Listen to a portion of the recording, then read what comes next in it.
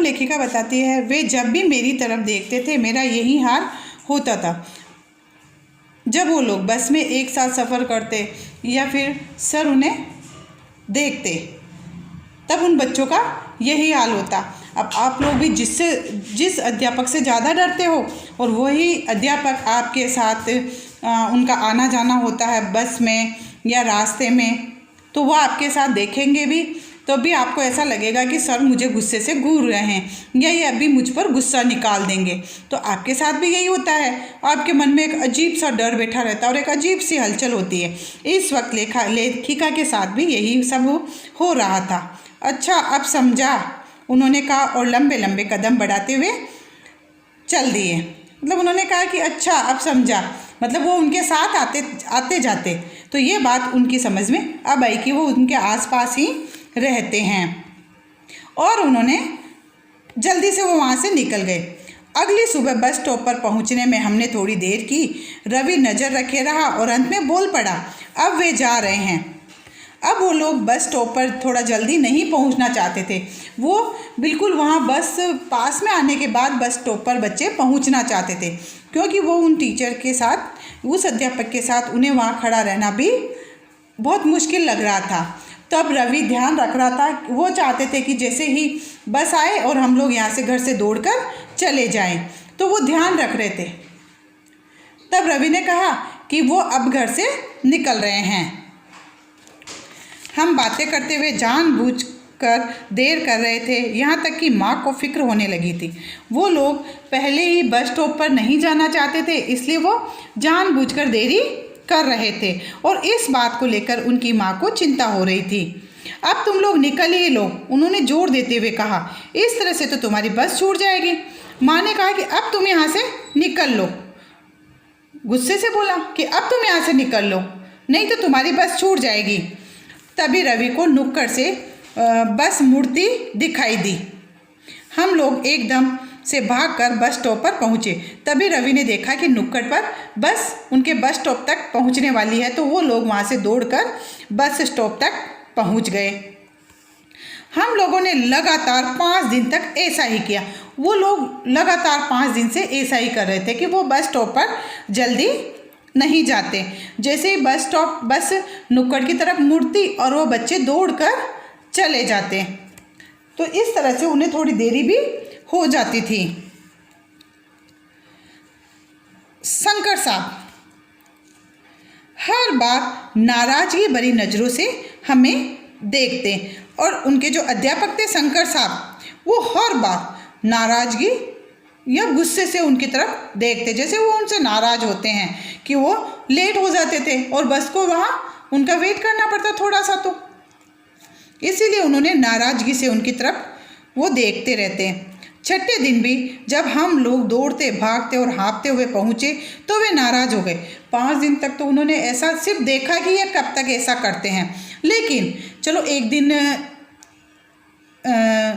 हो जाता है, 2 दिन हो जाता है, 3 दिन हो जाता, लेकिन उन बच्चों का तो डेली का क्रम बन गया था और सर ये देखते रहे। लेकिन छठे दिन सर को उन पर गुस्सा आ गया और वो उनसे नाराज़ हो गए।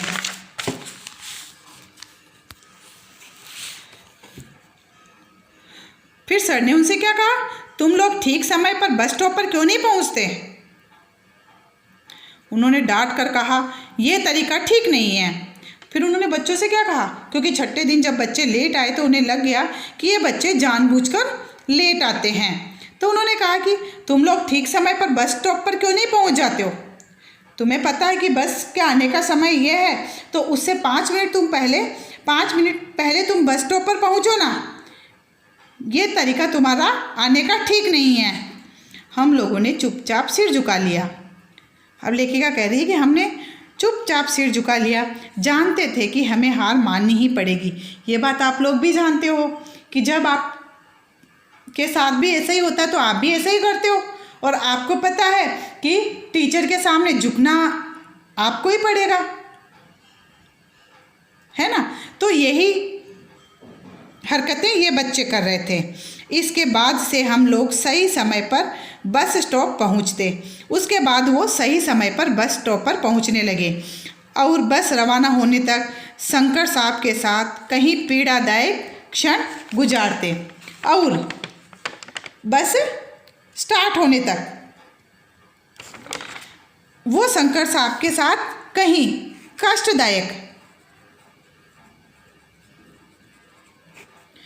कष्टदायक पल, क्षण मीन्स पल। अब शंकर साहब उन्हें कहते कुछ नहीं है, पर उनके मन में उस अध्यापक के प्रति यही सोच बनी हुई थी। हाँ, वो थोड़े कठोर थे, लेकिन कहीं ना कहीं थोड़ा सॉफ्ट भी तो होंगे, नरम दिल भी तो होंगे। लेकिन उन बच्चों के मन में उनके प्रति ऐसी ही वो बन गई थी मानसिकता कि नहीं, सर गुस्सैल स्वभाव के हैं और ये गुस्सा ही करते हैं। तो उनके साथ उनका आना जाना उनको बहुत ही परेशान कर देता था। तो ये कष्टदायक पल वो बड़ी मुश्किल से उनके साथ गुजारते थे। वे हमारे अंकों के बारे में सवाल पूछते और बस में वो क्या करते कि उनके कितने नंबर आए हैं, कैसे आए हैं, तो ये उनसे पूछते थे। और जब हमारे अंक कम रहे होते तो बहुत ही अप्रिय अंदाज में घुर्राते। वो उन्हें पूछते कि इसमें तुम्हारे कितने नंबर आए, उसमें तुम्हारे कितने नंबर आए, सब वो उनसे पूछते रहते थे। और जब वो किसी में उनके कम मार्क्स बता देते, कम नंबर बताते, तो वो उन पर थोड़ा गुस्सा होकर उन्हें डांट देते थे। नेचुरल है कि हम लगातार किसी के साथ आते जाते रहते हैं, तो हमें थोड़ा सा वह व्यक्ति थोड़ा सा हमारे लिए चिंतित हो जाता है कि भाई ये बच्चे ऐसा क्यों करते हैं या उन्हें किस तरह से हम सुधार सकते हैं। तो यही इनके साथ यही सर भी कर रहे थे। तुम लोग आजकल बिल्कुल पढ़ते नहीं हो, उन्होंने क्रोध में एक दिन कहा। एक दिन उन्होंने गुस्से में उनसे क्या कहा, तुम लोग आजकल बिल्कुल नहीं पढ़ते हो, या तो टीवी देखते रहो या फिर समय बर्बाद करते रहो, इस बारे में कुछ करना पड़ेगा। ये बात उन्होंने बच्चों से कही। करना तो मुझे ही पड़ा, आज मैं बाहर नहीं निकलूंगी। लेकिन अब सर ने तो कुछ नहीं किया, वो तो सिर्फ उन्होंने तो सिर्फ बच्चों को एक धमकी दी और बच्चों ने ये सोचा कि शायद ये हमारे घर पर शिकायत कर देंगे। तब लेखिका ने सोचा कि आप तो कुछ करेंगे या नहीं करेंगे, पर मुझे कुछ ना कुछ करना पड़ेगा। तब उसने रवि से कहा, आज मैं बाहर नहीं निकलूंगी। मैंने शाम को रवि से कह दिया, उसने रवि से ये कह दिया कि आज मैं घर से बाहर नहीं निकलूंगी। रवि ने कहा, क्यों, हमने होमवर्क तो कर लिया है, क्यों नहीं निकलोगी, हमने होमवर्क तो कर लिया है। नहीं, तुम्हें मालूम तो है कि हम पर किसकी निगाह है। तब उसने रवि से कहा कि तुम्हें मालूम नहीं है, हम लोग बाहर खेलते करते हैं तो हमारे ऊपर निगाह किसकी रहती है, और फिर वही बार बार हमें टॉर्चर करते हैं, बार बार हमें इस बात का वो ताना देते हैं कम नंबर आने पर। समय बर्बाद करते हुए पकड़े जाने की मेरी कोई इच्छा नहीं है। अगर उन्होंने किसी से शिकायत कर दी तो लेखिका ने कहा कि तुम्हें पता नहीं है कि हम पर बाहर निकलते ही किसकी निगाह गड़ी रहती है, कि वो सिर्फ हमें ही देखते रहते हैं। उनको तो ऐसा लगता है कि हम खेल कर समय बर्बाद कर रहे हैं। हमने पढ़ा है, याद किया है, वो तो किसी ने नहीं देखा। हम कितनी देर पढ़ाई करते हैं, अपना होमवर्क करते हैं, ये तो सर को नहीं पता। लेकिन जैसे ही हम बाहर खेलने निकलेंगे और अध्यापक हमें डांट देंगे, उन्हें ऐसा लगेगा कि हम हर वक्त खेलते रहते हैं, और वो फिर कहीं ना कहीं हमारी शिकायत कर देंगे। तो यदि वो घर वालों से अपनी ये शिकायत कर देंगे तो। पर खेलना तो स्वास्थ्य के लिए अच्छा होता है, रवि ने तर्क दिया। इस पर रवि ने तर्क दिया कि लेकिन खेलना तो स्वास्थ्य के लिए बहुत अच्छा होता है। राय साहब ऐसा कहते हैं, मालूम है ना। तब रवि ने कहा कि राय साहब उनके स्कूल के अध्यापक होंगे। उनके स्कूल के राय साहब शारीरिक शिक्षक है, फिजिकल टीचर जिसे आप कहते हो। तो ये उनके शारीरिक शिक्षक हैं, तो उन्होंने उनको कह रखा है कि खेलना तो स्वास्थ्य के लिए अच्छा होता है, पढ़ाई के साथ साथ हमें शारीरिक व्यायाम भी करना चाहिए। मालूम है ना, राय साहब हमारे व्यायाम के शिक्षक हैं और वे रवि के आदर्श भी हैं। राय साहब जो है उनके शारीरिक शिक्षक हैं और रवि के वो आदर्श भी हैं। रवि के अब आपका भी कोई ना कोई फेवरेट टीचर होता है ना, कि आप किसी टीचर को बहुत पसंद करते हैं, वो आपका फेवरेट होता है।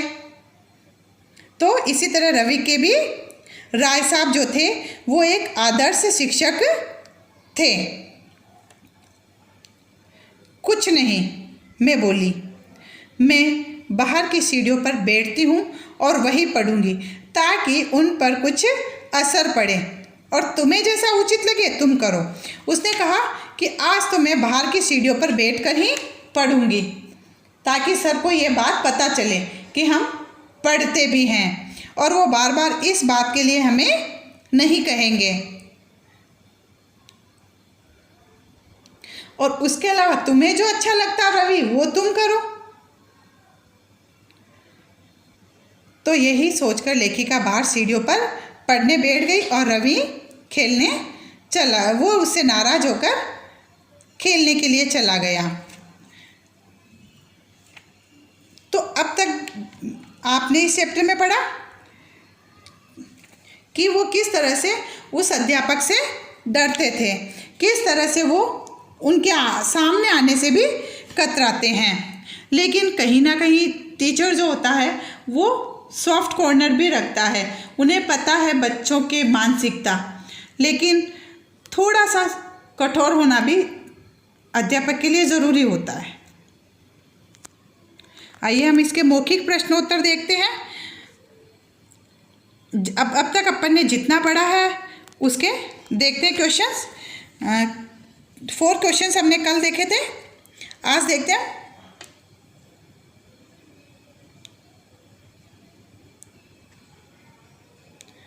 फिफ्थ क्वेश्चन, बच्चे बस स्टॉप पर देर से क्यों पहुंचते रहे?